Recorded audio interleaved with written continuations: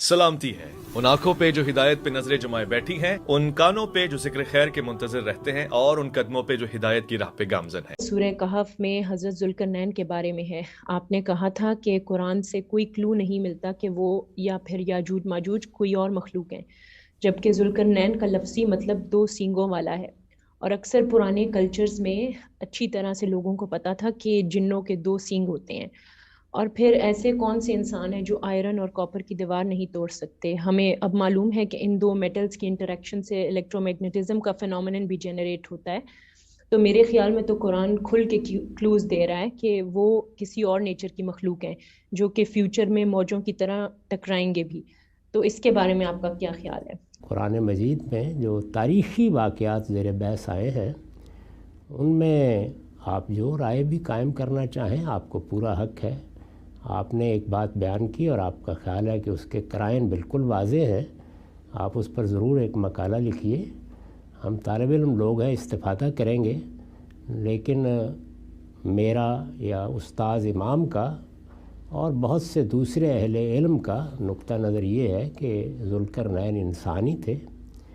قرآن مجید نے بالکل واضح طور پر بتا دیا ہے کہ وہ ایک بڑے غیر معمولی بادشاہ تھے، انہوں نے بعض مہمات سر کی ہیں، اور یہ بھی ہم جانتے ہیں کہ صرف جنوں ہی کے 2 یا 4 سینگ نہیں ہوتے جو لوگوں نے اپنے وہم میں قائم کر رکھے ہیں۔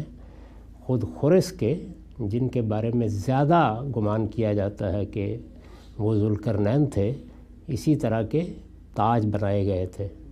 تو یہ بہت سی چیزیں ہیں جن کے قرائن ہیں، لیکن یہ کہ اس سے مراد کیا فی الواقع خرس ہی ہیں جو ایران کے ایک بڑے حکمران ہوئے ہیں، جنہوں نے بنی اسرائیل کو نجات دلائی، اور سوال بھی بنی اسرائیل کا ہے جس کے جواب میں یہ ساری بات ہوئی ہے۔ تو اس میں ایسا کوئی قرینہ میرے علم میں نہیں آ سکا کہ جس کی وجہ سے میں یہ کہوں کہ وہ کوئی جنات تھے۔ نہیں، وہ انسان ہی تھے۔ وہ انسان کی حیثیت سے تاریخ کی کون سی شخصیت ہے، اس میں لوگوں میں اختلاف ہے۔ اب تک کا ہمارا رجحان یہی ہے۔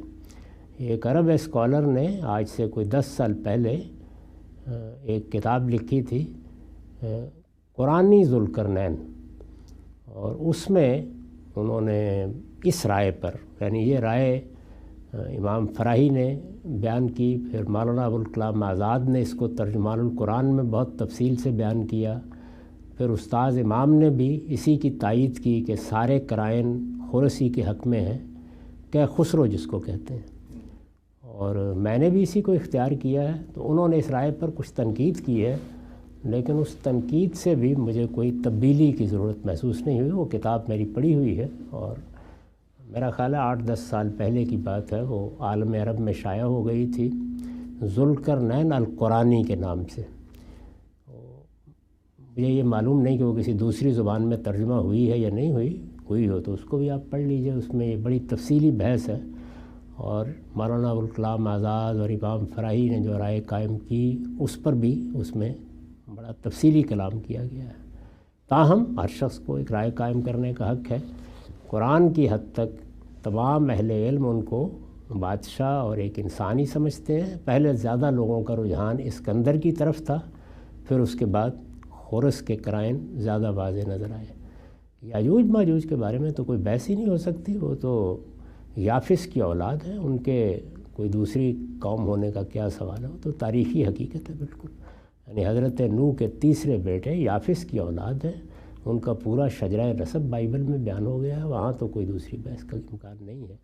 یہ منگول اور یہ وسط ایشیا کی اقوام، اور پھر ان میں سے جو یورپ میں اور امریکہ اور آسٹریلیا میں ہجرت کر کے گئے ہیں، یہ سب یاجوج ماجوج ہیں۔